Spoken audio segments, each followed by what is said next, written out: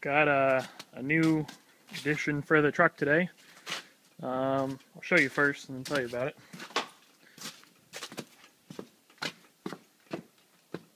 What do you notice?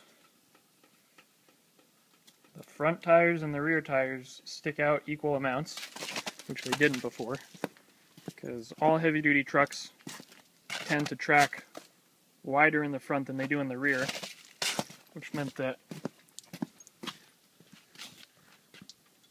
the rears were wicked narrow. But today I picked up some 2-inch billet aluminum wheel spacers, which are right here. Kind of hard to see, but they're, I can maybe go around. Anyway, they're in there.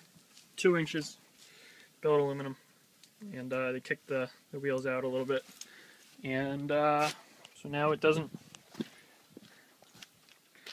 you know, the front's no wider than the rear, and it also just gives the rear kind of a nice fat stance, which I like. So got them on Craigslist, and really happy with them. So just something little that I did on the truck today.